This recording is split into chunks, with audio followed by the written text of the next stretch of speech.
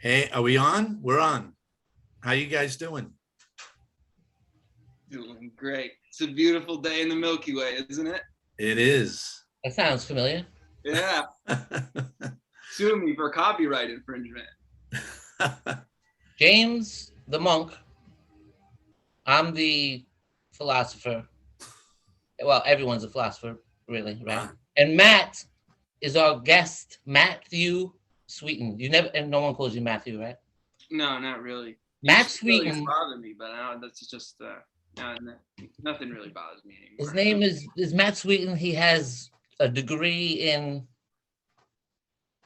archaeology. So I have a bachelor's in anthropology archaeology, and then I have a master's in experimental archaeology, and then I started a PhD in archaeology, and then I let it go. And I let it go. So how do we meet Matt, RJ? Wait, before we even get started, I noticed that in the first few episodes, Rich, hey now. Yeah, hey, the sign says applesauce. The sign says applesauce. What's that? The sign says applesauce. That's a Hank Kingsley reference. Oh yeah, of course. Yeah. Yep. This is a Larry Sanders show. I love that show. That's why I was saying that. But I was just goofing off. The first season, I was like just being goofy and just not really. But this time around, we want to have some like people who transition from like materialists to start to see a spiritual side and how that transformation started to happen. But anyway, back to you. So you were in your PhD program, you gave it up, and there's nothing wrong with that. No, some of the greatest minds ever went into a different. So what happened? You guys were just mentioning. I have the degrees. I have some degrees, and they're in anthropology and archaeology. But really, my interest is in flint knapping and making stone tools.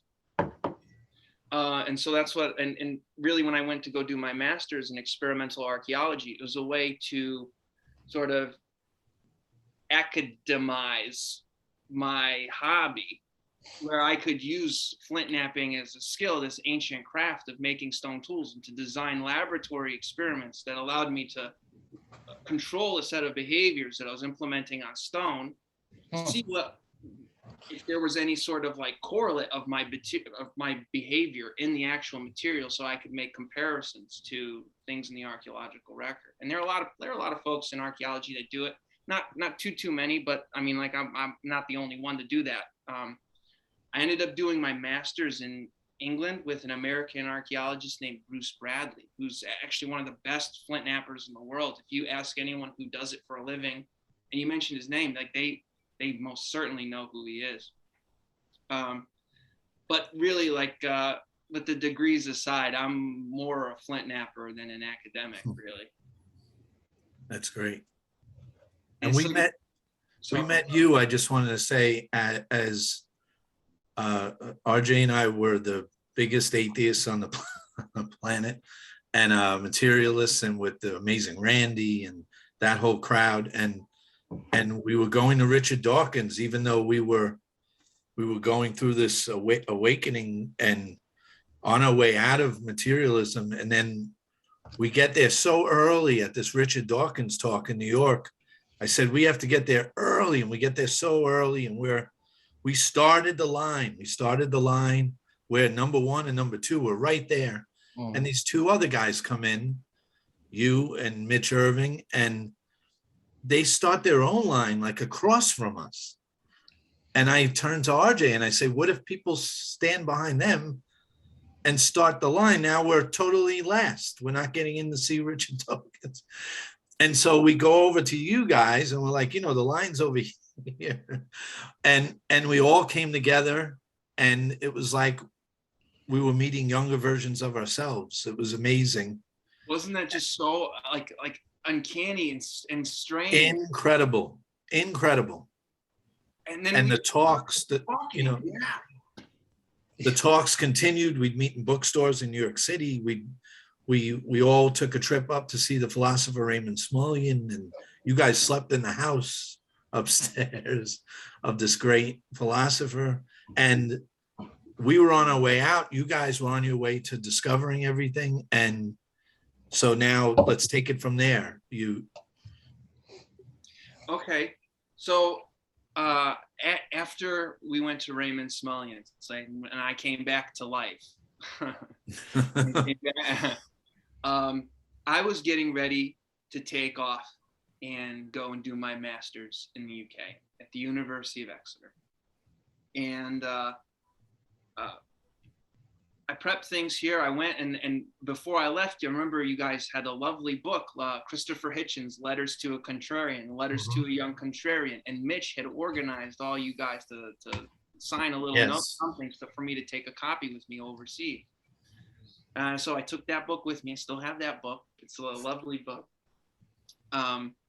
I go to England, and while I'm in England, one of the first things they tell us in our orientation is that the University of Exeter is in this big European Union project where there are 11 institutions involved, 10 of which are open air museums. So it's almost like in Massachusetts, we have like Plymouth Rock and Sturbridge Village, where it's sort of like a reenactment museum. And they have those all over Europe. And this big European project, the University of Exeter was the only academic partner in this project. And they had worked it out in a way so that the students from the university could go from museum to museum, demonstrating the technologies that they specialized in. So when I went to England, it was really the opportunity to go to Sweden, to go to Denmark, to go to Germany. Very, very nice. To go to Wales and to do all these, to give demonstrations with other people all over the world. And like, that was fantastic. It allowed me to travel. I got a chance to meet people and hear different ways of thinking and to connect with people, to share something with them that we all have in our shared prehistory. It doesn't matter who you are or where you think you came from. Everyone's ancestors used stone tools, and we still use stone tools today. We still use quartz and watches and so on, and we still do stoneworking and lay brick and all that great stuff, sculpting. And so while I was a master's student, I really thought that the master's is what I needed, and I spent a lot of time in England, doing these great things. But when I was not at the university and I wasn't traveling, I spent a lot of time being miserable. I spent a lot of time being miserable, and I drank a lot. I had trouble going to sleep, was always anxious. I was always wondering if I was doing enough, if I was as competitive, if not more competitive than my classmates. And I tried to make sure that if there was a reading list, if three of the readings on the list were optional, that I read the whole thing. Wow. I didn't want to go in there. I didn't want to be the runt. Right. And that's what I was focused on, just being better than everyone around me. But that a lot of pressure on yourself.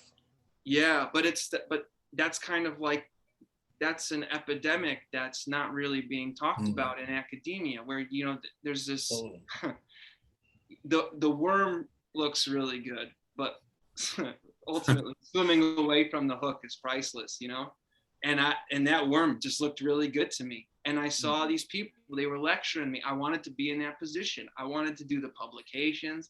I wanted to be collaborating. I wanted to give papers. I wanted to be an expert in my field. And that was my priority. It's not myself, but for myself to be an expert. Yeah, and that was the priority. That's why I went and did the master's. And it was great that I got to incorporate what I loved in what I was studying, but the study is not what I loved. Yeah. And it was definitely taking its toll on me. It took its toll on my body and my mind, and trying to just cope with that amount of pressure that I was putting on myself. And that was the amount of pressure necessary for me, so I thought, to be successful in what it was I was trying to do. What did you feel in the body? It, like you're saying, the mind and all that active thinking and monkey mind affected your sleep maybe, or your... Absolutely. Yeah. Alcohol was my sleep aid. And that was something that carried over into New Zealand too. But the circumstances were worse in New Zealand when I started the PhD. Well, we can cross that bridge. Right.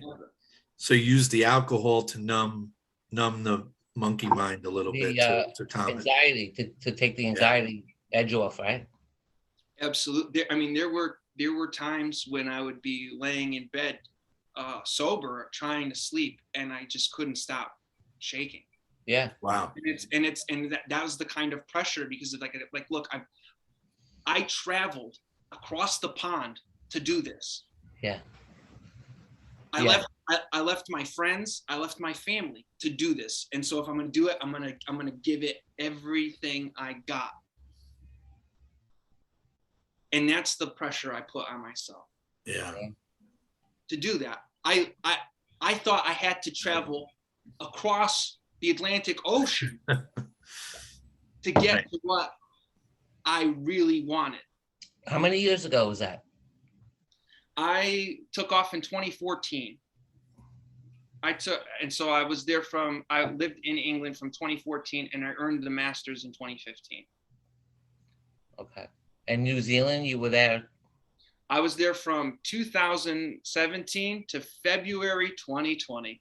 2020? February 2020. Right, and when it locked down. We came home after being abroad for 3 years. Yeah. We're like, oh man, it's good to be home after traveling to the other side of the planet.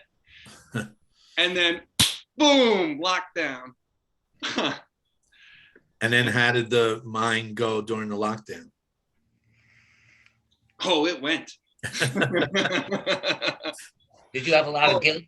Did you have a lot of guilt from not finishing your PhD? There's no guilt anymore. I mean, no, when you first came back. Well, all right, so I came back in February 2020, not because I dropped out, but because my visa had expired. Oh, okay. So I finished all my lab work. I finished all my field work. I finished everything. And then the agreement that I had with my supervisors was that I would be here in America, just writing it all up. All I had to do was write it up. I used to watch you write it up. All I had to do was write it up, and I would have had it. You know? Remember, I used to watch you on the website. I love it. So the lockdown, in a sense, was like it was the coin with two faces. On the one hand, you know, I had to be locked down inside. I had to stay inside my house after not being here in America for years, you know, being homesick. But then also, like, what else are you gonna do? You might as well just sit and write. You know, what are you gonna go to the mall and hang out with people? You can't do that. Better than watching TV. Yeah, it is better than watching TV. You know. Yeah. You know, if a lot of the stuff that people watch had nutritional value and be high in saturated and trans fats. Oh my goodness. RJ used to get upset during the lockdown. This is to show how dedicated he is. When the people in Italy would go on their balconies and sing to each other because they were going nuts, RJ said, look at these people. Right? They can't just meditate. They can't just be alone with themselves. No, it was a display over how the majority of people cannot be by themselves for too long. No. They have to explode and start screaming on the balcony, like desperate for, like, you know what? Why were they so? Anyway, yeah. So many people saw that as beautiful. RJ was like, look at these people. Pick up a book. Start contemplating. Shut the door. Absolutely right. Absolutely right. And now, just because people are coming back together now, and you don't see things like that being like propagated in the news, you know, it's like people have now continued to avoid Yes. being with themselves. Most people have anxiety. Almost all people have anxiety, some severe, and anyone like that in a room alone, if they don't know how to fix that anxiety, then it's not going to be, Oh, you're going to be wait, I lonely. have two quick ones. Pascal saying that, I think it was Pascal, that all of our troubles come from not being able to sit in a room alone. Yeah, yeah. That's one. And then the other one I know RJ loves is Carl Jung had a patient, and the patient came in with anxiety and just sad and wanted to feel better. And Carl Jung said, you go to your study, and every night after you go to your study at 5 o'clock and you stay there till 10 o'clock, do nothing. And he said for a week, and the guy said, okay. And a week went by and he meets with Carl Jung, and he seemed pretty happy. And Carl Jung said, so how did it go? And he said, it was wonderful. On Monday, I shut the door. I put on the Brandenburg concertos. Tuesday, I played chess with myself. Wednesday, I did. And Carl Jung said, I told you to do nothing, zero. And he said, and the guy looked at Carl Jung in horror. And he said, you want me to just sit by myself alone and do nothing? He said, it would drive me crazy. And Carl Jung looked at him and said, you can't be alone with yourself. You hate yourself so much. You don't want to be around yourself, but yet you'll put that self on your wife, on your family, on your children, on your coworkers, but you can't stand yourself. And that really, all right. So back to the, I like that a lot. That That's was beautiful. perfect. Yeah. did you ever have, Matt, other people? That's great. Matt, did you ever have the body doing something like you said, a shaking, but you're in a good mood, a little like you're trying to study or do something good, but now all of a sudden the body is still like it's the anxiety's pent up in you somewhere? Yeah. So I have difficulty remembering even being in a good mood during those times, because the severity of it. I remember New Zealand was the first time I had to be prescribed high doses of antidepressants and anti-anxiety medication. One of the things that was almost constant was a tremor in my hand. I had a tremor, and as a flint napper, if you're preparing a striking area, some of those striking areas are less than 2 millimeters. So how are you going to strike an area that's less than 2 millimeters if you can't keep your hands still? Wow. Right. How can you do that? Yeah. And this thing this craft that I loved so purely, I couldn't even do properly because my hand wouldn't stop shaking because of the fucking pressure I put on myself and all the anxiety and the depression and the pills. And when I found that the pills weren't cutting the mustard for me, the booze came back into the equation. And then I had just created this like cocktail of horror for myself. It sounds like what you're saying is the mind has a causal effect on the body. I mean, like at surface value, yeah. Like some people's anxiety makes their body break down. But like if I wasn't in those circumstances, maybe if I don't know, you see, like it's very difficult to look at it analytically for me, because to me it just seemed like I was just not being true to what I loved, and I was paying the consequence for it. And did you ever hear like a little voice within saying stop, or it's going to be okay, or some kind of light? Was there some kind of, how did you start to see or you're still going to keep, I don't want to interrupt the story. No, it's so for a long time it was, I didn't see anything. I knew that I was killing myself, but I didn't even care. Mm-hmm. And so when I came back from New Zealand, You mentioned like mind body stuff. I remember after moving back here from New Zealand, I got kicked out of this house. There are a lot of things happen in a very short amount of time, and it's important that I get the timeline right, because when I got back just before the pandemic started, my father was getting ready to quit his job and move back to Poland because both of my parents are Polish immigrants. They split up when we were very young, but my dad had his time here and he was not happy here. And so what he was doing, so he thought he was going to go and find happiness across the Atlantic too. He's making the same exact error that I had made in going to do my master's. So, but we wholeheartedly supported his decision. He's been in this country for 30 years. He raised two of his boys. I don't know how many other boys he had with whomever, but I know that he raised us, and he was just tired of being here. So quit his job and moved to Poland. And really that was the last time I saw him with his faculties together. Wow. In October, he called us from Poland in a paranoid episode, saying that they're coming to get me. They're coming to get me, not making any sense. And within 48 hours of getting that phone call, he was back at the house.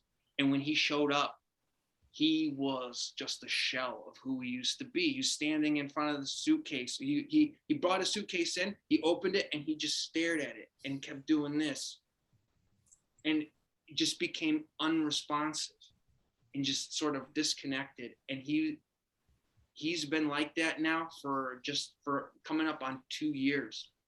I've been taking him to doctors and specialists. And wow. So he took off in February, came back in October.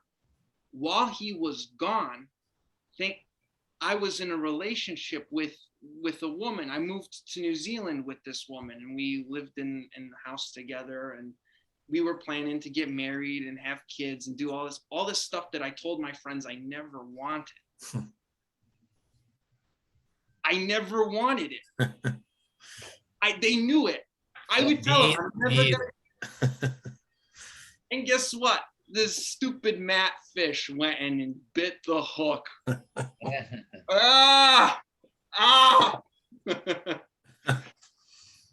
Things were like, so while Dad was gone, we were in lockdown. I was getting kicked out of the house we grew up in.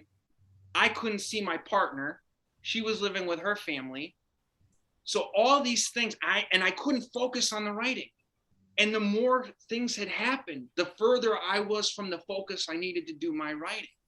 And then money was getting short. So I got a job at a pizza restaurant. And then I got another job at a pizza restaurant. So then I was working 2 jobs at a pizza restaurant while I was trying to juggle a relationship that it was becoming clear neither one of us really wanted to be in, because she saw that I was becoming more distant. And she saw all the things that I was going through. And all these things they just had culminated in what ultimately became me hitting rock bottom, which was in August 2020. I had hit my rock bottom. Is that what you described? You said was like you told me a black sea or something. Yeah. Yeah. I have for reference here some of my meditation notebooks. Great. This was before I started sitting Zazen, started spending time alone with myself. Rock bottom happened in August 2020. So this was like, we're in the last weeks of my relationship with the girlfriend. Dad's still in Poland. I'm struggling to write. I'm trying to focus on doctoral level research while working 2 jobs. The doctor earlier in the year had diagnosed me with adjustment disorder, because with all these things going on, there was one instance where I went out for a run and my right leg, like my entire right leg, had gone numb, and I fell flat on my face. Wow. And I lost all the feeling in my leg. And I was so scared. I went and talked to the doctor about it, and I told her all this stuff.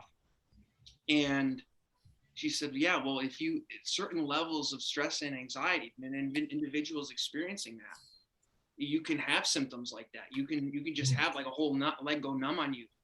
And I totally missed the step. I totally missed the step and landed flat on my face. It's never happened to me before.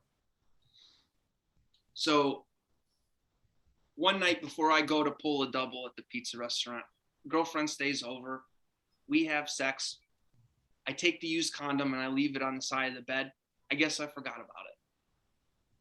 I'm at work working a double.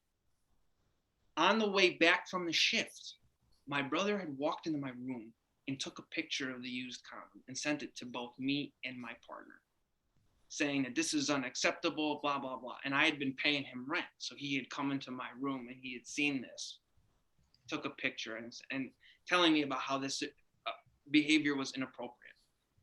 I saw it and became so livid. Instead of just like, you know, letting like, okay, that was stupid, Matt. Like you should not have done that. On the drive home, I'm gripping the wheel and I'm like gnashing my teeth. I was like, I'm gonna teach this prick a lesson. You know, this is so stupid, man. I opened the door and I saw that in the living room, he was sitting and eating a sandwich. And I moved quickly to time me being there as he was bringing the sandwich up to his mouth. And I wound my hand back and like a Rafael Nadal forehand, I just slapped the broadside of that sandwich and sent it flying across the room and hit the other side, hit the other wall. We were both up in each other's faces. And I'm like, I'm carrying all this shit inside of me. And then push came to shove and shove came to punch. And we were brawling. And he knocked me down and then crawled on top of me and just started pounding. And my whole body went limp. And when he got tired, I looked at him and I said, Jesse, please stop. And he looked me in the eye and he said, no. And he just kept going. And when he caught his breath, I don't even remember getting up. I remember the next thing I remembered was going in the kitchen and grabbing a bread knife. And I had pressed the bread knife into my neck so hard that the serrations had broke the skin and it made my skin look like perforated paper. And I remember being so angry and just so miserable, and my eye was swollen shut and my face was just bleeding. I told him that I was going to reenact an ISIS beheading video in his kitchen. There was a lot of locked doors and then screaming. And I took a photo of it. I figured the best way to get back at him is just take a photo of it and share it to show my mom. So look at what your son did. So petty. She called the police. Oh boy. And the police came to the house. And I was already fucked up. I was already drinking. And the shaking, I wasn't shaking, that was kind of a relief. But aside from that, really everything else looked pretty rotten. The cops came, they took photos of my neck, and then the ambulance took me to the hospital and I had a scan done. I had a couple of contusions, but nothing serious. Because of the knife, I had to spend the night in the psych ward. And that was pretty fucked up. PhD candidate. Stone tool expert. Had to spend the night in the psych ward for that really insane, childish behavior. And I slept with the door open because I didn't want to feel like I was in a cage. And when I was writing, when I wrote about this in my journal, I had realized that sense of liberation was really up to me. I didn't want to feel like I was in a cage, so I left the door open. I should have paid attention that I could just leave the door open and I didn't have to feel like I was captive. I could leave the door open. And I only realized that like 2 years after it happened, as I was writing. Like it was always there. Matt, you know that great line by Rumi, the Sufi poet. He said, "The saddest thing is seeing someone in a cell, sad, with the key in their hand or around their neck. You know, it's open." Yeah. Yeah, that's it. I refused to sleep in that room with the door closed. So I know we talked around December, so where you're at August now, September? Yeah, this is August. So this is like August happens, right? And I go back and I'm working in the pizza kitchens. One of the 2 jobs I was working at, the AC was broken. So I'm working in the pizza kitchen in the summertime, and the clock had a thermometer sort of attachment to it, and we didn't even want to check the time, because every time we checked the time, it'd look up 110 degrees, and I'd be looking at it with one eye because it was just swollen shut in the heat. And here I got the whole. I did that to myself. Yeah. I did that to myself. At the time, were you blaming everything outside of you, though, or yeah? I just wanted to write the dissertation. Right. I just needed to write the dissertation. You know, I couldn't do that because my brother was being a prick, you know, and I had to work on these jobs, and these jobs, I hated them. I hated working, but I loved pizza. Yeah. I still love pizza. So yeah, I was blaming everything outside of it. It just wasn't my fault. Did you make a pizza that had one with everything? Sorry. They all have everything. Pizza is just a dream that the little yeast cell has. Like, all of pizza is just a dream that a single yeast cell had. I like it. So at some point we talk, right? I think 4 or 5 hours. I say, just listen, please. Yeah, and there was a lot of. I remember I was crying. I was having a hard time keeping it together. I was drinking heavily still, and I wish I could look you in the eye and say that was a one-time deal, but that was, you know, without you calling, like I went weeks like that. Where it was just a lot of crying, and I just didn't know, I couldn't find the focus, and I felt like I couldn't do it. And my hand, like I could not sit still. I could not lay in bed and just the shaking would be like, man, you've got chapters to write. You went to the other side of the planet. It would be hard for me to think of a place off the cuff that was farther than New Zealand from myself.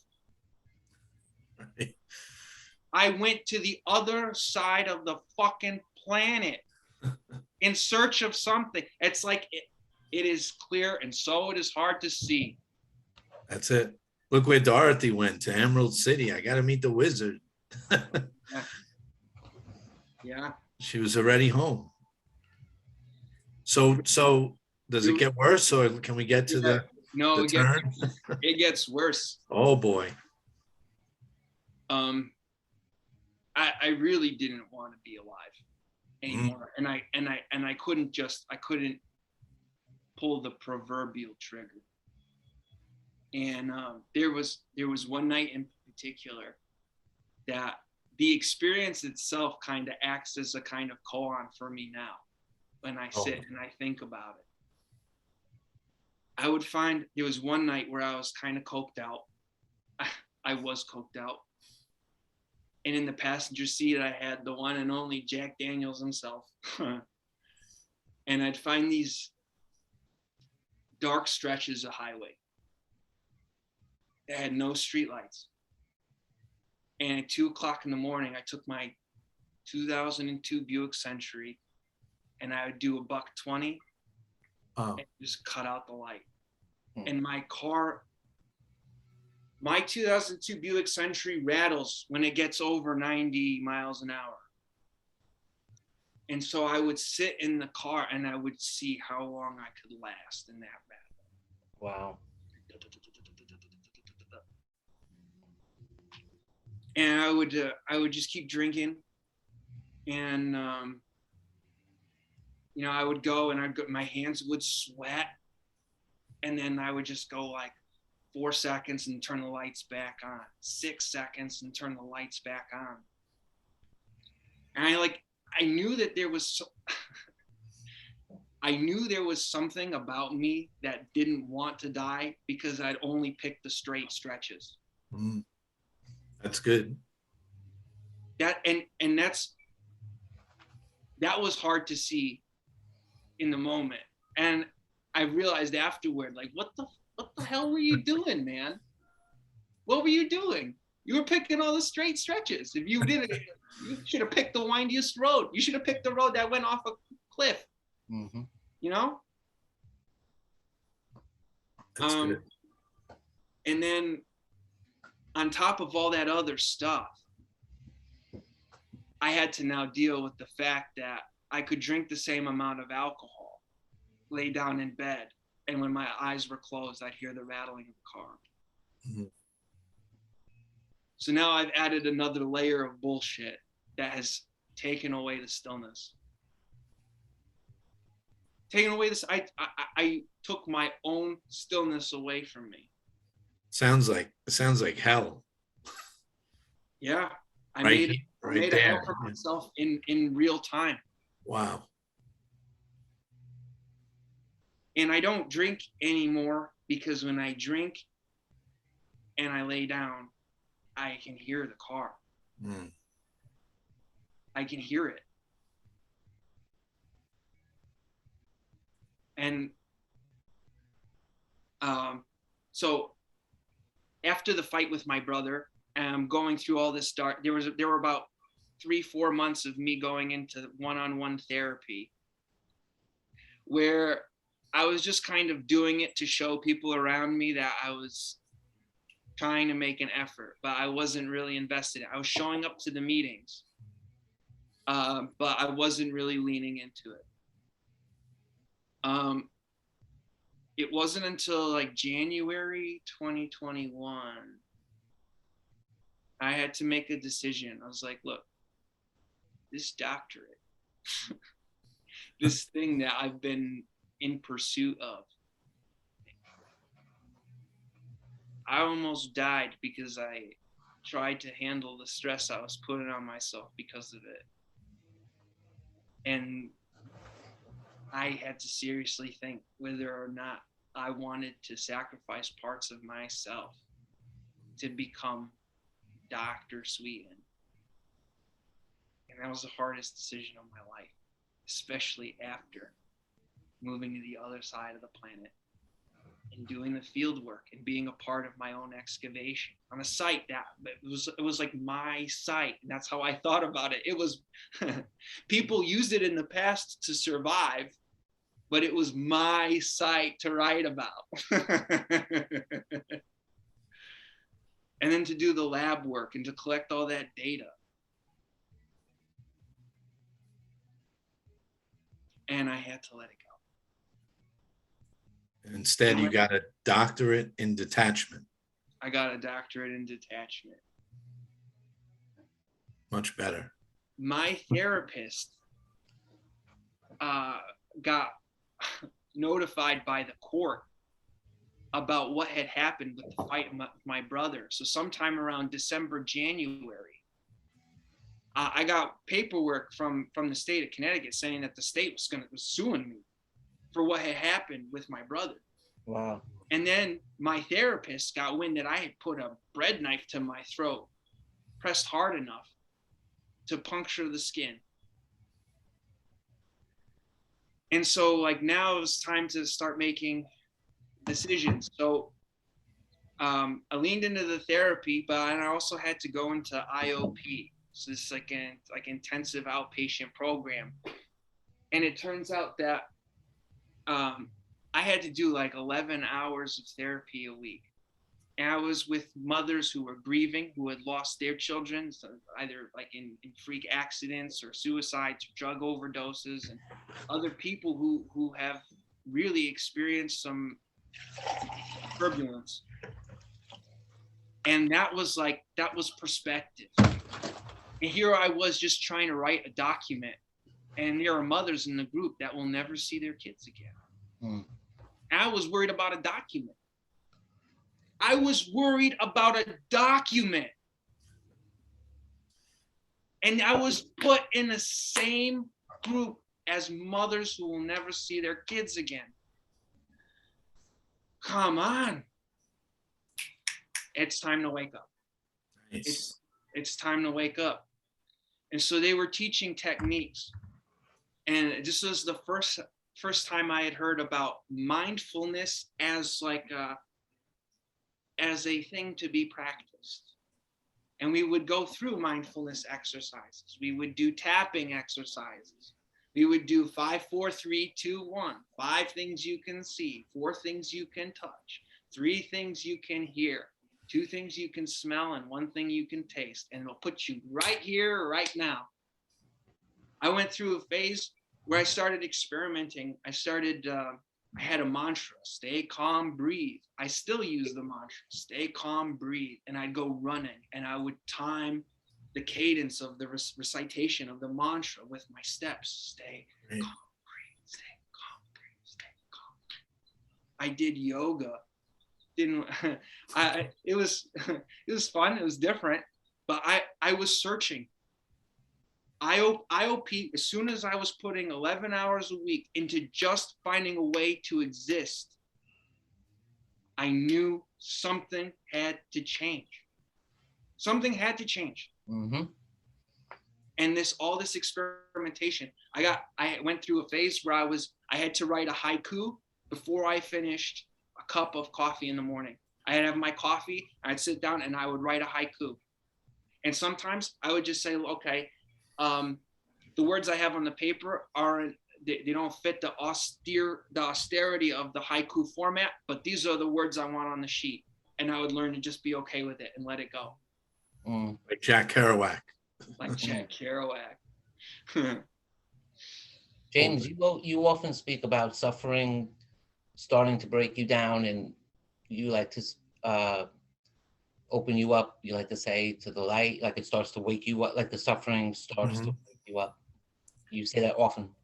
Yeah, like I always say, in a dream, the thing that wakes you up, the most effective thing to wake you up in a dream is sometimes horrific suffering or fear. And at that last moment, like Matt with the lights off in the car, some point the plane's coming down, or a lion's about to eat you, or whatever the dream is, a king dreaming that he's a beggar, you wake up from it. So suffering, and I think Matt also is saying that now, right? That suffering, only in hindsight, was what squeezed you. The Sufi poet Hafiz says, he's at right now. He's breaking. You're right there. Yeah. Yeah. The Sufi poet Hafiz says that sometimes love has to grab you and turn you upside down and shake all the nonsense out of you. You know, like I said to RJ once, like Suge Knight hanging you by your feet off a, sometimes you have to go through that horrific prodigal son journey and hit the end where your clothes are in scraps and you're eating pig slop and you say, I have to go home. I have to go home. Yeah. So I like that the techniques there's a lot of people nowadays in Neo-Advaita philosophy say technique doesn't do anything, but you're saying the techniques really, practical techniques helped you. It was, the techniques, I think it was the searching, the doing anything. Like when I wrote about this in my journal, it was like being in that dark water and the current just sweeping you around and having your eyes closed because the salt water is burning. And it was like my toe had swiped something that could have been rock bottom. Right. It could have been rock bottom. I can't really tell you if that was rock bottom for me. All I knew is that I wanted to get in the exact opposite direction of whatever it was I touched. That's great. And I love that you're taking full accountability, but during the suffering, you were pointing outwards that it was, oh, why is my father doing this? And why is this? And why? And now you realize you did the whole thing. Well, the thing is that, like,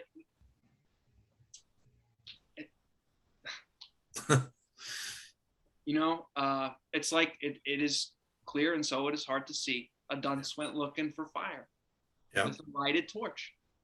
And had he known what fire was, he would have cooked his rice a lot sooner. I got on a plane and went to the other side of the planet for fire. Right. And I had cooked rice the whole time. I had the cooked rice the whole time. That's it. When Dorothy wakes up at the end, if you remember in The Wizard of Oz, she says, I can't believe I searched for this perfect land out there, and I'll never, if it's not in my own backyard or at home, I will not step out to get it. It's got to be right here. Yeah. And those techniques, a lot of those techniques, in fact, didn't work for me. It was the searching that worked for me. The techniques themselves, tapping doesn't do anything for me. 5, 4, 3, 2, 1 is really neat, but it doesn't do anything for me. You know? And the mantra? The mantra helped with the running. Yeah. And I guess it helped through that time. I haven't used that mantra. I feel like I don't have to use it anymore. Right. But after all this searching and experiencing, it was only that's when I started sitting zazen. And I figured, let me see if I could just sit and meditate, because I read the Plath trilogy, you know. I read Consciousness from East to West. He knows this. He knows this by kenosis. Nice. And I started sitting meditation in the backyard. And the first month was not nice. The first month, I remember the first time I sat meditation, I sat for 4 minutes before I opened my eyes and checked my phone. Red light. The next time I did it, it was probably closer to 20 minutes. The third time I sat for an hour. And I found that every time I sat with my eyes closed and just stuck with the breathing, it was like my mind had all this hoarded shit, just shit in like banker's boxes, just thoughts and memories. And inside of each of these dossiers were like had the memory and all the unprocessed shit with it. And I had to just go through and catch up on the paperwork. The first month sucked. I would sit out there and I would think about something that I was still holding on to, and I didn't feel it on a daily, constant basis anymore. Mm-hmm. And so it was like I was catching up on a lifetime's worth of paperwork. And I remember there were tears in silent meditation. I would think about how the life I had planned with my partner had fallen through my fingers. The life that I never wanted in the first place. Everyone in college, they knew Matt's never going to get married. He's just going to focus on stone tools, you know? And here I was still holding on to a life that I never wanted. It's like that, like in Annie Hall, how complaining about how the food sucked and, you know, the portions were so small. Perfect. And Matt, just for the people listening, Zazen is a Japanese word it means sitting meditation. Yeah. And like you said, exactly like you said, it's most of practitioners of Zazen will use the breathing. like you said. They'll follow their breath with intense focus in and out, you know, to a point where the thoughts start to dispel a little bit. Mhm. So that's why the techniques might be really good for someone who's never even tried meditation before. It may just get you to a point where you could start really meditating. Like when you mentioned the non-dual crowd before, like, you know, maybe like I heard Jordan Peterson one time say, if somebody wants to meditate but they have trauma, they have to take care of the trauma first before they could properly meditate. And I agree with that. Matt, would you agree with that? I would 100% agree with it. And like I said, when I first started, it was very difficult.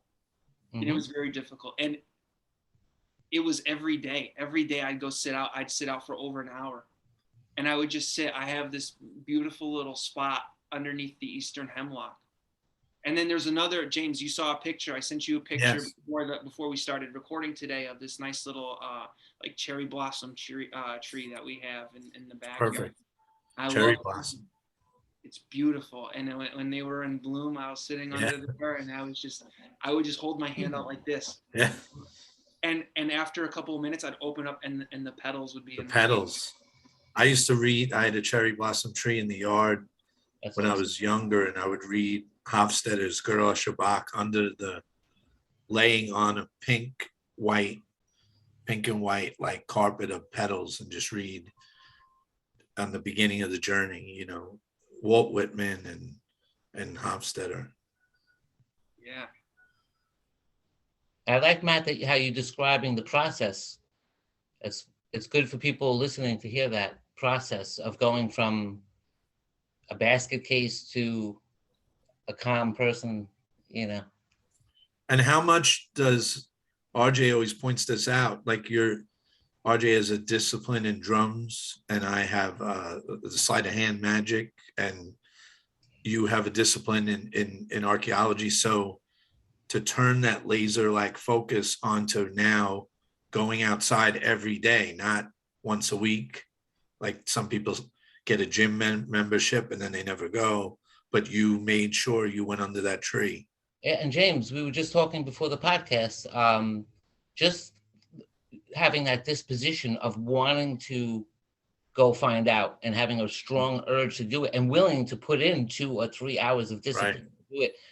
That is something we saw in Matt and Mitch when we first met them. We did. And that was like us four shared that intense curiosity for understanding the world. Yes. And whatever it was, whatever our beliefs were about the world, we all four could discard it if we found out the truth, you know, didn't coincide with it. And that's what we loved about you guys. So anything you do in life, I don't know, I don't know how to say this, but like you're a special, like you're not like the majority of people do not have that strong drive that you have, and it will carry you through your whole spiritual development. That determination you have, like since wherever you got it, since you were a kid, like whatever, that is important too. We were just discussing that. So James's point, and that as well. You are it. Yeah. Very good. If you're gonna climb a mountain, you have to be earnest. What's that? I said you're good, you know the movie. Okay. You have to be earnest. So, very good to hear that. Earnest. You have to have earnestness. I was telling someone the other day, it's like she wants to meditate, but you know, maybe once on Monday, and then a month goes by, and I said, when you call me next time, I'm not going to eat, and I'm going to be really hungry. And after a while, you're going to get sick of hearing me suffer. And what will you say? And she said, I'll tell you to go make a sandwich, go to the kitchen. And I'll say, yeah, I know I have to go to the kitchen, but I don't ever get up. I have to get up. I have to go to the kitchen. I have to you have to go, and then I could go to the kitchen and make the food, but I'm still hungry. Well, now you have to put it in your mouth. You have to chew it. if I say I can't believe I don't have mail, and they say, well, have you checked the mailbox? And I say, no, I don't. I can't go down there. I only get to the porch. You have to go to the mailbox. You have to open the door. You have to do it. I need to lose a little bit of water weight. Oh, sure. Do it. Okay. I'll be back in a second. Okay. Yeah, I need to do that too. You could go next. I'll wait. And a refill on the coffee. It's a beautiful Sunday. Yes. And now we should hear all the good news Matt has to share, hopefully. Should be a lot of good stuff. It sounds like there's going to be a happy ending. Yeah. Right? I'm excited. Yeah, so we always speak about suffering and what it does, and how, if you see it with the right perspective, it'll help you. You're right, instead of being crushed by it. At the time you think why is the universe against me? How'd that happen? Yeah, how did that happen? Everything's going wrong. That's wrong, it? wrong. That was it? You're back? Back. Okay, I'll be right back. All right. So now you're meditating. You could keep going. I want to go back to this notion of having practice, Okay. But maybe we should wait for RJ. So Sure. I'm just gonna make up for what I just lost here. Sure.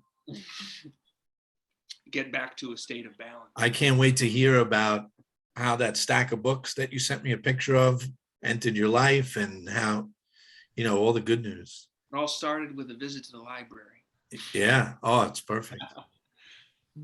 And the prodigal son story, right? He goes way out, and then he has to make that turn. And once the prodigal son makes the turn and starts to face home starts to come towards the son. It's the father and the son come together and realize it's one. Plath math. Plath math. Basic Plath math. Yeah. Do you know the word Advaita? Do you know that word? No. That's the Hindu word for not two. They don't even want to say one. They say not two. Not two. Because one, I guess, implies there could be more, right? Or else you wouldn't say, if there's only one, you wouldn't say one. Yeah. He's back. Okay, Matt wanted to talk more about meditation. Yeah, and we're about yes. And like practice and doing things mindfully. The flint napping. So I recently got back into the habit of going to craft fairs and making replicas of arrowheads and other sort of other tools and materials from antiquity. And going and giving demonstrations and teaching people about it. But a common thing that people ask me when they come by and they see me work, I'll be flint napping and my girlfriend's running the booth. And they'll say, how are you so focused? How can you get that level of focus in what you're doing? And I give them an answer that I'm like 98% of the time they think is the cheesiest thing in the entire world. They said, well, your eyes, they're telling you that I'm removing the unnecessary chips from the stone. But the stone really removes the unnecessary chips from me. Nice. And that's why, and they're like, you're so focused. Well, I'm not sitting here, I'm not thinking about anything else.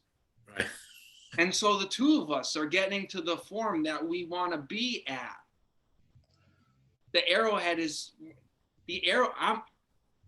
just needs me to exist. And RJ, this is RJ's topic right here. I like it. Yeah, it's good. I'm the dream of the arrowhead that needs to be there in order for it to exist. I think Vervaeke calls it like the participatory universe. It's participatory. there are really interesting ideas in sociology that sort of emulate this in in the French tradition. There's a guy named Bruno Latour, and he has an idea called the actor network theory, where he's like, well, everything can be reduced to actors, which are, like individuals with agency, and like nodes, just things that are not actors, that have their own kind of sense of agency. And the example that he gave is that if you look at the gunman, the idea of a gunman, there's the agency of the individual, the man, and then the gun has its own kind of agency. And when the two come together, there's an emergent agency. And to me, it seems like a very Western attempt at emulating these kinds of ideas, a very Eastern kind of thinking, that the gun has an agency, even though it is not an agent the way Western people would see it. It's got an agency as a material thing. How about you? How about you and the gun are both in consciousness?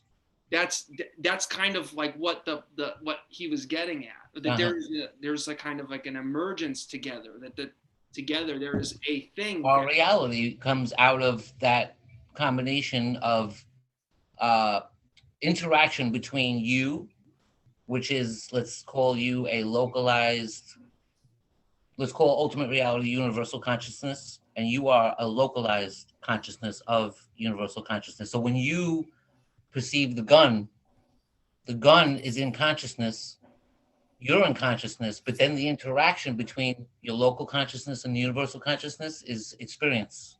And it's like putting two lit candles next to each other. Say what? It's like putting two lit candles next to each other.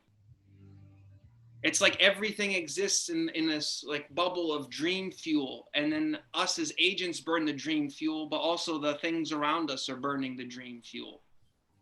And so like it's like having the two lit candles come together to make a single. Oh yeah, okay, I like that.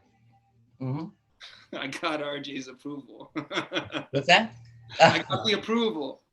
I have a quote here. I'm looking for your approval. The universe is a dream dreamed by a single dreamer, where all the dream characters dream too. Schopenhauer. Yeah, that's right. Yeah. It's like one single, one alien being of light starts to hallucinate that it is separate people and objects. Exactly. We get so lost in that. So Matt, what is the change in ultimate reality, like in your view, from before Zazen and now? Has ultimate reality changed at all? Is the foundation of the universe matter still? Well, I just didn't want to be alive before, so like that wasn't. But I'm saying you were a materialist before. You definitely were. We were. Definitely, yeah. Do you see matter any differently now? Is what my question is. I see it. I think very similarly to the way you just described it. That it's all like, even in your reading your book, RJ, like.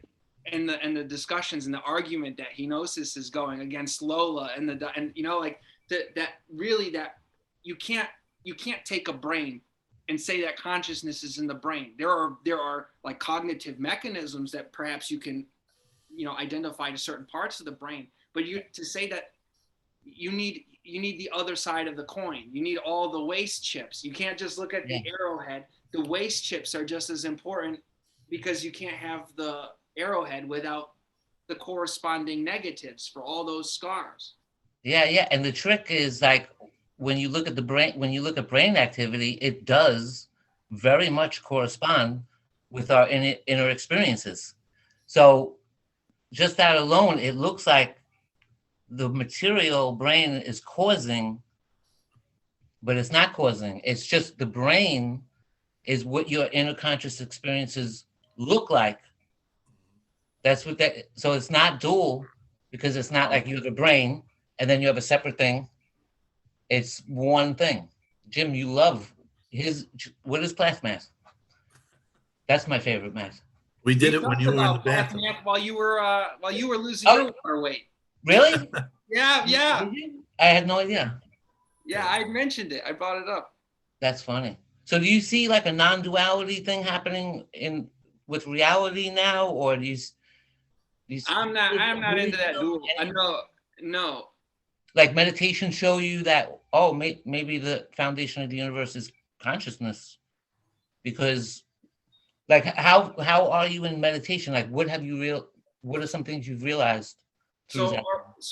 Meditation, as soon as I started meditation, I was writing everything down, and at first it didn't get to anything that profound for the first couple of months, really. It was the first month was just sorting through all of that hoarded shit in my mind. Right. That was just in boxes, unprocessed. Yeah. Got to the point where I could just go out there and I could be super, after I had gotten through the hard stuff, I would go out, just sit, just stare at something in front of me, or just close my eyes and pay attention to the birds. After a few weeks of doing that, I went out with the bandana and I'd sit blindfolded. Don't see anything. It's just here. It's just sensation. And that's when things started getting weird for me. I had 2 totally sober hallucinatory experiences in silent meditation for prolonged periods of time in the backyard. And the first was when I had my eyes closed. It almost looked like a Microsoft screensaver, where it was just different color gradients blending into one another. Mm. But the second hallucination, and it was through my left eye. With my eye closed, I saw my own eye staring at myself. Wow. And no matter where I looked, I couldn't see outside of it. It was just always there. And it freaked me out at first. And I would just breathe through it. And I just sat there and I stared at my own eye with my eye closed. Sounds like a third eye. It reminds me of Francis of Assisi, who said, what we are looking for is what is doing the looking, or is in the looking. Just that. Yeah. And then after that, really, it was just picking apart. I there was only so much I could do with just the silent meditation. So then this was really before I had incorporated a more sort of academic approach, in the sense that I would start reading. Because I had known silent meditation to be like a way to go inward, just from reading James' books and your book.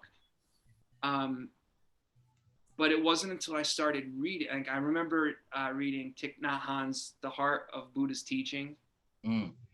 It's just a great book, but also I love them. Yeah, I love that man. Fantastic. Yeah. Fantastic. But then I remember reading I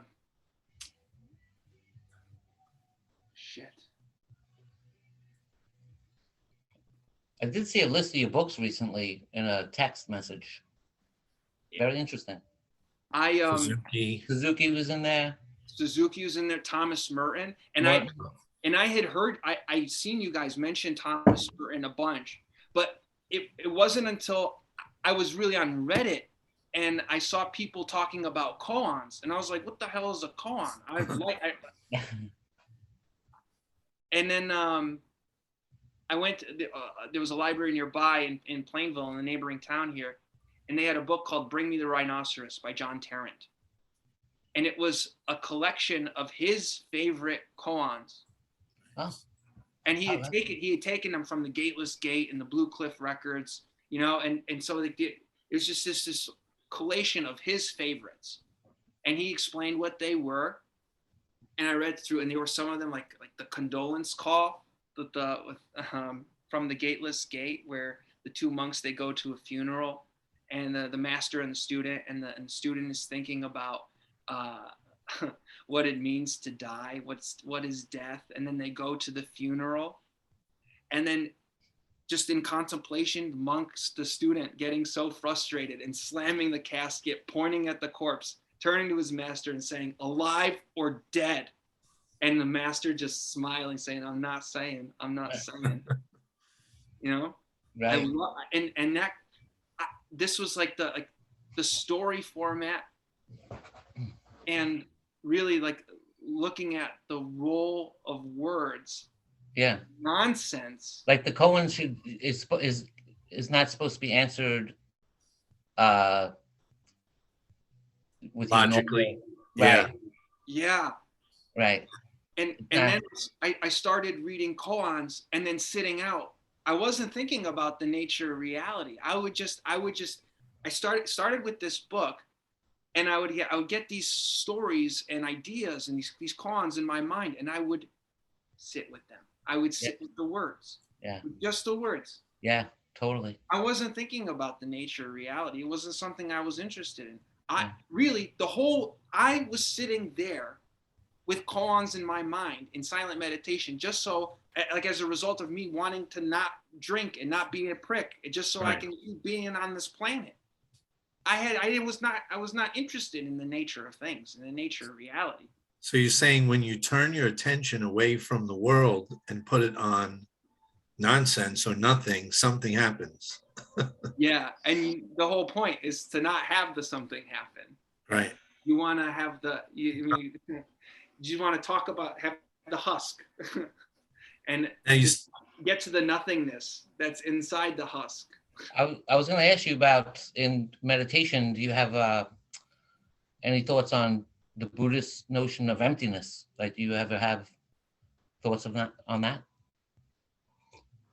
Does it seem like spaciousness? See, I feel like even if I use words to convey right. That's what this podcast is. That's my answer. What do you want me to say? Good answer. Speaking about the unspeakable. We accept that answer. That is acceptable. Perhaps the only. And you said somewhere in here, psychedelic enters. Yeah. Oh. So. Oh, really? Which we prefer to call astonishment medicine. Astonishment medicine. Yeah, because psychedelic could have a little Timothy Leary attached to. Yeah, a little too much, but astonishment more medicine. Recreation. I'm getting down to business. I didn't know we had a psychedelic story coming up. Oh, we do. Wow. I'm pleasantly surprised. I didn't know that one was coming. I think you mentioned it to me, but I don't remember. That's great. Was it mushroom or was it mushrooms? I got it here. If it's all right, if you don't mind me reading, I'll just read it right from my notes here. Sure. Wait, are these notes from your journey? While you were on it, did you take notes? Or after? No, after. I did before and I did after, but not during. Good. Okay. So you're going to read us the after? Sorry? You're going to read us the after? The actor? The after? A-F-T-E-R? After? The actor, the before? I have a slight lisp. I'm working on stuff. I had some surgery, but you can hear me okay, right? Perfect. Yes. Okay. Yeah. Okay. Before we started the podcast, he couldn't hear me that well for some reason, but you could hear me. So read away. We encourage anyone who could document after their journey and write down. We want to hear that stuff. Okay. So it started. I took 3.6 grams. So I have in the house. I have an archaeological balance scale. So I was able to measure the exact dosage. Yeah. 3.6. I took 3.1 but it was so powerful, and it was shake on the bottom of the bag, which was all where it really is. And I did like half of the shake, so it was only 3.1, but it was like 3 handfuls of the shake on the bottom of the bag, and then the caps and the stems. So the 3.1, and it was really, Jim, was it powerful stuff? I took the same. It might have been around 3, and it felt like Terrence McKenna's 5. This three was 5. So your 3 might have been 5 too, man. I was going with the heroic dose. Yes. I'm with you. That's plenty. 3 I is was going fine. to do the heroic dose right after that, but I almost died, literally. So I didn't go. I went to 3.1 with shake and powerful stuff. It was like 5. I'm good. I'll probably never do it again, ever. See, I don't feel like I ever have to do it again either. Good. I want to hear about this. So again, for context, at this point, I had been meditating for a little while now, and I had gone through the trauma stuff. That's all I ask of people, by the way. That's all I ask of people.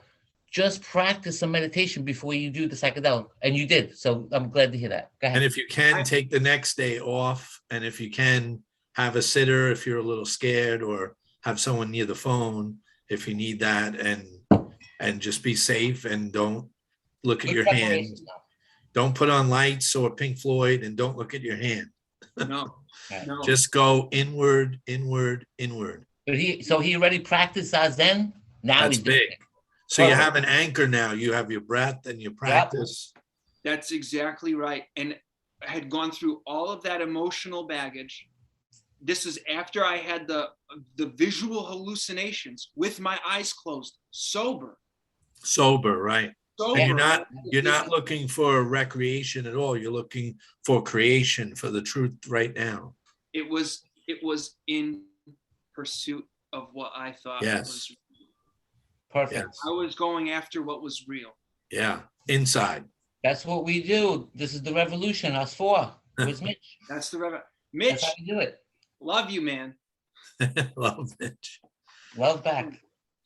So it took 3 grams of mushrooms around 7:10. All right, so hold on. Let me get the date for 3 grams of mushrooms around 7:10. They kicked in around 8 o'clock, perhaps slightly before. The trip started with visual distortions. My brother's dog, Declan, looked like his fur was made of many little flames.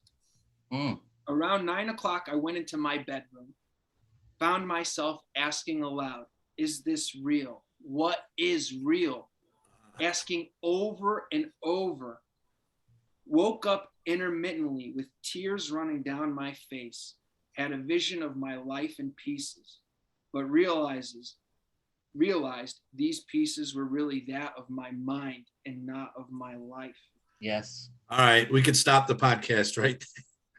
You realize this is the story, yeah. That is perfect. Perfect, man. This is just like this. The morning after this, I'm sitting with coffee writing this. Did you have a voice answer you back your questions? Did you hear a voice? No, actually. You go. Sorry about that. No, it's okay. This is really good stuff. I'll be quiet. RJ, you'll get your turn. I love to hear it. So yeah, go. I must have gotten out of bed and started walking around because at 11 o'clock at night, I knocked the whiteboard off the fridge and woke my brother Jess up. When I awoke, I felt uncomfortable and unsatisfied. Dad's crucifix was in my bedroom, and it was in my bed with me, along with a depiction of Jesus, Mary, and Joseph. I found myself holding onto the crucifix, remembering the 5th remembrance. My actions are my only true belongings. My actions are my only true belongings. My actions are my only true belongings. My actions are my only true belongings. My actions are my only true belongings. The seam along the side of Jesus was a reminder of the fabrication. Beautiful. This is Dad's crucifix. this is the one that was, and I had it next to, this is the Jesus, Mary, and Joseph. These are next to me when I sleep with the Buddhas. They're with me all the time. I had taken the mushrooms and I was holding on to this thing, asking what is real. And the scene, I saw I was fabricated. Look at the scene. I kept asking, and then I realized I kept asking what is real because nothing that was in front of me was cutting the mustard. Yeah. I was a mess. I was tears. What is real? I was like that all night. There was nothing real except the emptiness of all things. Can I say that? Can I put that in your story?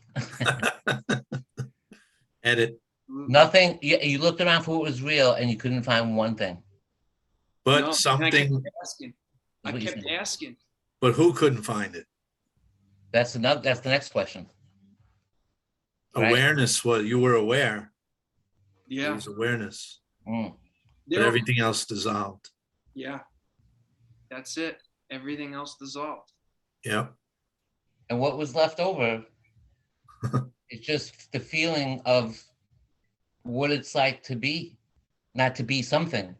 Like right now we have the feeling of what it's like to be something. That's consciousness. That's like the definition of consciousness today in philosophy. But like take off the something. You went from what it's like to be something to what it's just like to be, like pure experience, like just pure. Terence McKenna, I like the way he says the felt presence of immediate experience. That's it. Yeah. That's what's left over. Is that accurate? And Eckhart Tolle would replace the emptiness for. Eckhart Tolle would replace the emptiness with, especially for the West, with spaciousness. It just sounds, emptiness translated sounds so negative in America or, in the West. Yeah, that's the doing of capitalism. So Yeah. We're not going there. Right, but one thing important to remember is the Buddha said it was emptiness from the human perspective, from the human point of view, it's emptiness. But from the point of view of eternity, you can call it Brahman, and it's the same thing. Yep. Or God. You can call it God. Yeah. Right. Whatever you want. Because like you said, you have a Buddha and a Jesus next to you in bed because one's not better than the other. They're both two amazing expressions of the divine right there, right?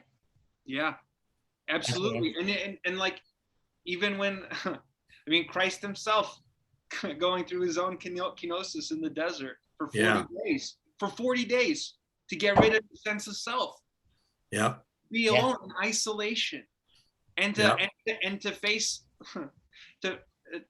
maybe not his own demon, but to be tempted, 3 times. How is that not identical to anyone else who would be sitting alone in meditation? You have to face the evil shit that comes up in your mind. Mm-hmm. How's that different from being in the desert and having the devil come up to you and say something? Right. Exactly. No, And when you fast for many, many days, it starts to be like a psychedelic trip. And you start to have the same experiences of reality. And I'm sure that happened in those 40 days. Had to have. Of course. Had to have. My first experience, this is without a psychedelic, was in 2009. And it was neti meditate, like just getting rid of not this, whatever came, I just let go. Whatever came, I let go. And a feeling of fear came that was so strong. And I said, I am going to die, right? If I if I don't reach for my phone or do something, I'm going to die. And at the moment of it, right? I say this over and over. It's like a ripple with, like, say, eight rings. And now the mind is stilled to 6 rings, 4 rings. And when it gets to 2 rings, the ripple identifying itself as a ripple is dying, but the 2 rings and the lake is the void at that point, and then you become the love that flowed. You dissolve as the ripple, and you get either yanked sometimes or pulled into this love, and you become the fullness of the ocean, of the lake, and from there are no objects. There's nothing to knock down in the kitchen. That's why when you knocked the thing down in the kitchen, you were back in the prison, and you were like, no, I don't want it. I don't want to be back here. And then you got to figure out another escape. Amazing. Yeah.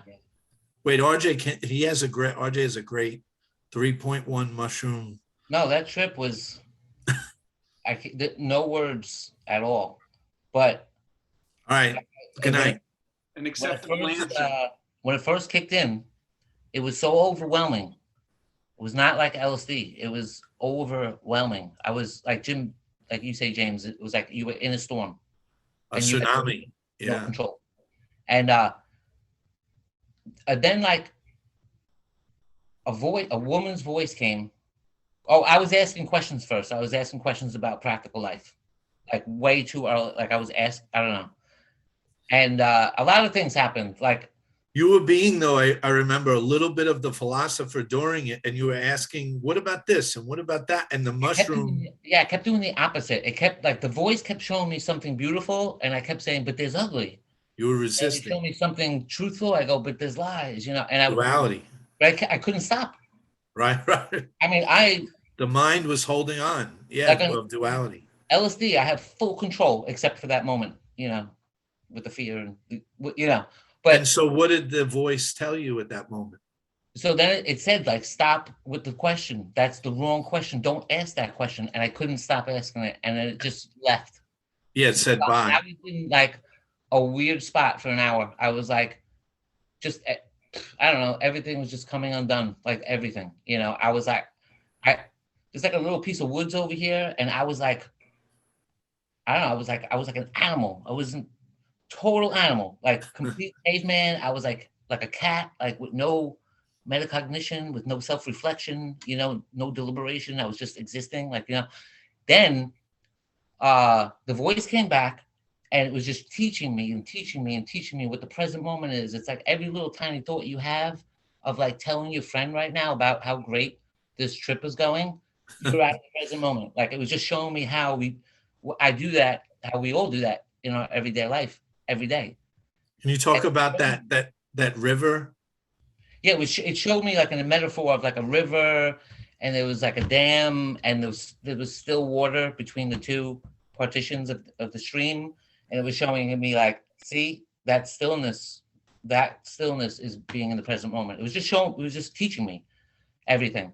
Then I had this vision. It's another metaphor that like my life, who I am as a person is and I saw it like the visual, like a barnacle. So, and I saw the actual barnacle. But so your life is like a barnacle, like you're alive inside. You got this shell for protection. I don't know, like it was like that kind of thing. But then I came up like 10 feet, 20 feet above it, and I saw all these barnacles. I was one of them.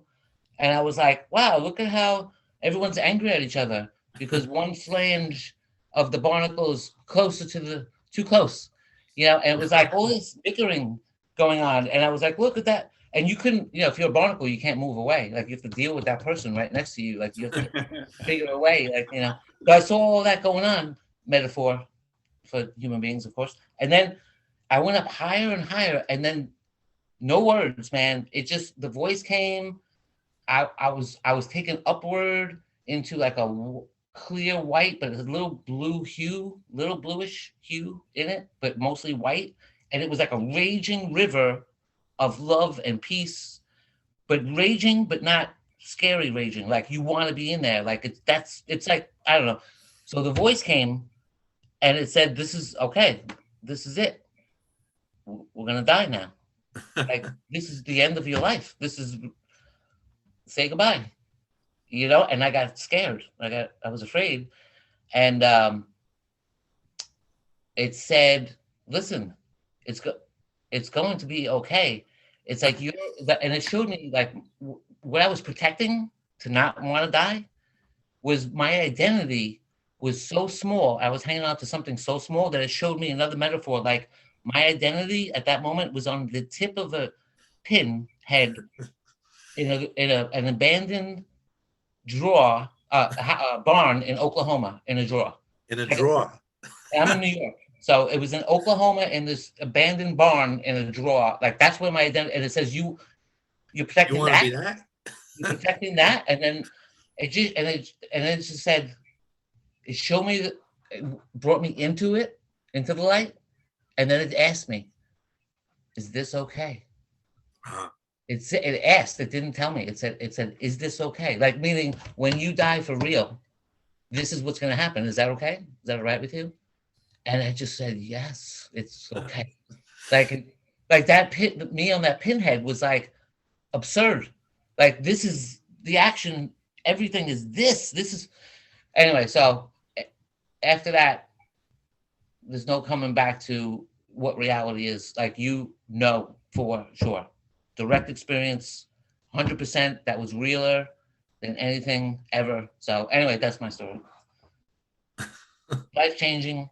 And Matt, for a couple of years, we got hooked on that emptiness. RJ and I were hooked on that experience, and we didn't realize that, as I'm sure you've read, samsara, or this world of confusion, is nirvana.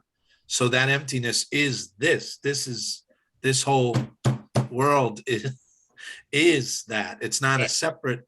It's like you said, the two sides of the coin. Yeah. Beautifully,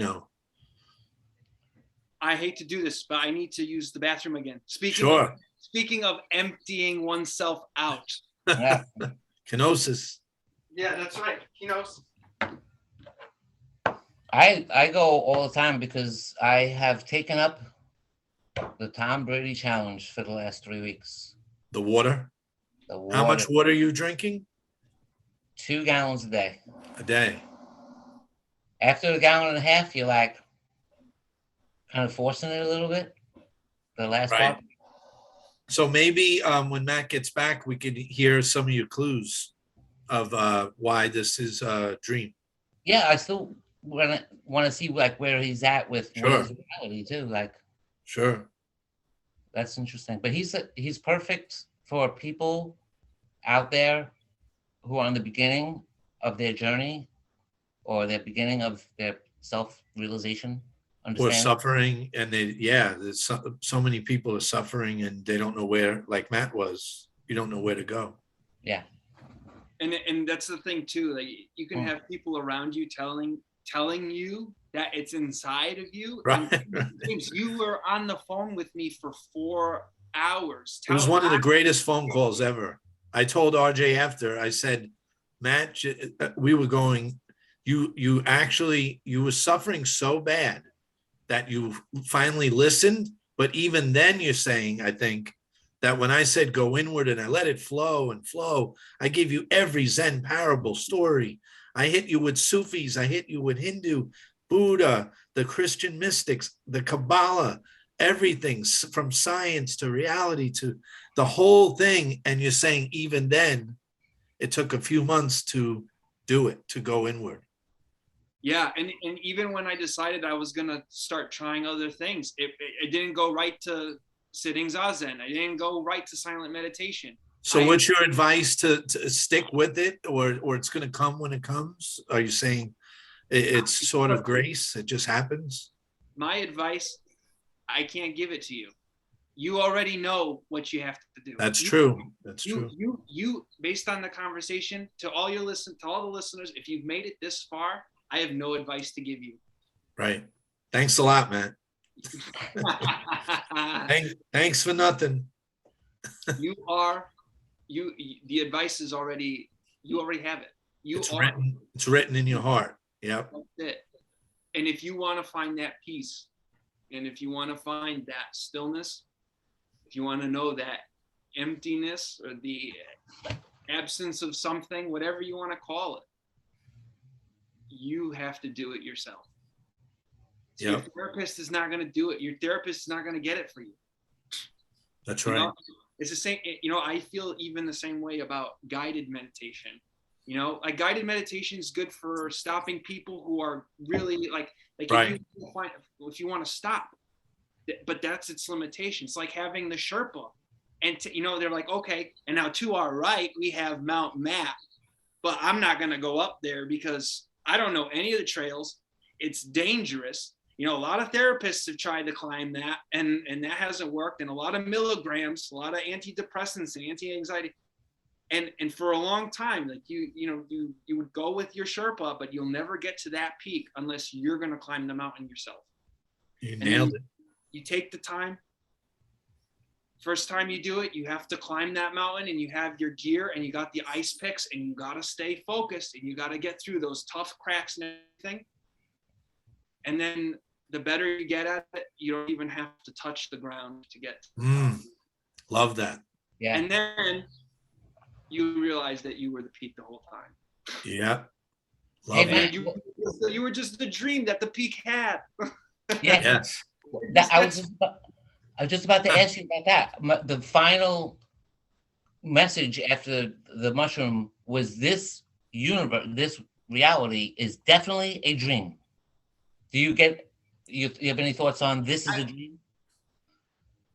I 100% agree with that. Good. Okay. It's a dream. It's all the stuff of dreams. Mm. The thing, like James, you said it before. The one dreamer quote you had before. The universe is a dream dreamed by a single dreamer, where all the dream characters dream too. Or I would say there's only pure imagination beyond space and time, and we are lost in the imagination of ourselves, as Bill Hicks would say. Or give us Bernardo's DID. How would you put that, RJ? Dissociative disorder, right? There's one consciousness, immortal, and it's just hallucinating that it's separate people, just like someone with multiple personality. Bernardo's theory. It's good because it's something that already actually happens in nature, a dissociative process within the mind. And there's a funny thing, every night we dream. It happens. Every night we die and we're born again. I wrote up some clues for fun. Oh, great. On a dream. And my first one is that one. And it's my first clue to someone, like, especially if you meditate and you're like, yeah, the world's not real, this is a dream. But then you go to work and you have a job and you have all these things going on, you caught up in it, and then you're like, it's real for that moment, for those hours, and then you like go back and then, okay, it's not real. But here's a way, like, to just rationally know that, hey, you don't have to meditate to know it's a dream. There's some clues here. So anyway, clue number one: we dream an entire solid world every night, and I want to hear you guys' reaction on this. My rationale was that this is obvious proof that consciousness has the ability to create a whole solid world out of itself. There you go. And your dream character is not producing consciousness from the brain. So that's proof that in nature exists the phenomenon of feeling like an individual that's not created by a brain, but by consciousness. That's a big clue. And not only is the body and brain in the dream, but the buildings, the people, the sky, the mountains, everything's in consciousness. Then you wake up from a solid world that was never solid. When we die, it'll be like waking up from a dream. That's clue one. Well, first, is that a good one? I sincerely hope that things don't feel, because I've just like got a immense sympathy for my toilet. What does that mean? I don't know. I just, it's like if my thinking of my toilet as a conscious being, I just wake up and shit in its mouth every day. No, not as a conscious being. It's in consciousness. Everything's in consciousness, not conscious. Absolutely. I totally agree with that. I think it's like that notion that we're all living in the stuff of dream fuel. Mm-hmm. And that the things around us, the things that we see as objects separate from ourselves, are burning the same fuel that my brain is, that my eyes are, that they're burning the same fuel.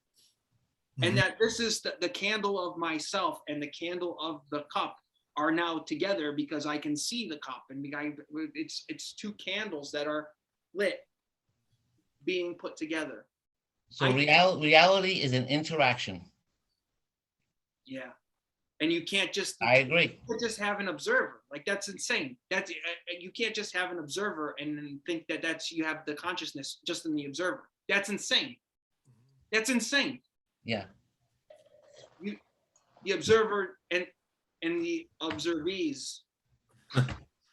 It's like when you look, I remember looking at Starry Night for the first time in the MoMA Museum and standing there for 45 minutes as everyone came and then they would go, but I couldn't move, and it was subject and object, but this object was so beautiful. The paint was so thick, and what Van Gogh had pulled from eternity to paint on that canvas was so amazing that I dissolved for that little bit. And so subject and object, that little hyphen dropped, and there was nothing. It was just this one flow of consciousness. There was no I'm here and the painting is there, and two, it was totally one. And these astonishment medicines dissolve us enough they dissolve that false self, which was causing all your suffering. They dissolve that monkey mind down, and you could actually come to the foreground. What's always there is in the background, and now it comes to the foreground. The monkey goes to the background, gets locked in the trunk, and now the foreground is this pure spaciousness, which isn't a man in the sky with a beard or some separate God that judges or whatever. It's this nothing, not a thing, not a thing, but it's everything. That's perfect. Do you concur, Matt? Yeah, I do, and I think that not only do objects and like other pieces of art and poetry help to facilitate this feeling, but actual like practicing things is again, it's like the notion of practice without practice, to actually like do something and let it empty you in a way that allows you to practice like Zen without sitting and telling yourself to practice Zen. Right. RJ, what's that Dogen quote that fits that? Didn't he talk about that the practice becomes? Oh yeah, if you think that practice and enlightenment are two different things, they're not. They're the same thing. And when you think about that, whoa, practice and enlightenment is the same. I find it's the same with the flint napping, that cheesy quote where the stone is actually removing the pieces from me. I really do believe. I like that a lot. Love that. And like, if I'm making a pizza, I want to make the pizza as if the pizza is dreaming me and it just using me to manifest itself. Mm-hmm. And then the pizzas come out. You see my pizza stone. All my pizzas come out regular, so that when all the sauce and the cheese like come over the edge of the crust and it burns on the stone, it looks like a giant Enzo. Oh, it's great. Oh, that one you sent me. Yeah, that was beautiful. Yeah, I saw that. My pizza stone has an Enzo on it, and all I had to do was clear my mind and sense of self in order to get it. As with any Enzo. As with any Enzo. Same thing when I pick up the guitar and want to play a riff. I want to think about me playing the riff from the perspective of the riff. How would the riff want to be played? I'm just an instrument for that. I am the object for the riff. Right. That's art right there. That's the definition of art. I love it. Yeah. Schopenhauer says like to lose yourself in an object, lose yourself in the art, lose yourself in the music, like lose yourself in it. It's the purest way to do it. Yeah. Lose yourself in the breath, like lose yourself in some way. And that's like James. Someone said mind mind working is God or pure consciousness. Mind stopped is God. Mind working is man. Or Yeah. Universe. so simple, 2 lines. Yeah. That's it. Mind stopped is everything, and then working, you get the circus. The void, I like, remember the quote, the void is the mind the one mind at rest. Is that Huang Po, I think? I'm not forgot- sure. I don't know where I heard that from somewhere. Or, Huang Po said, I think, people fear the void, and I was one of them. People fear the void, not realizing they are the void. Is that Kerouac, he said? No, Kerouac, that was Wayne Poe. Kerouac said, and this fits Matt perfectly, all of us, all the while I was a man. No, wait. All the while I was the void, pretending to be a man, pretending not to know the void.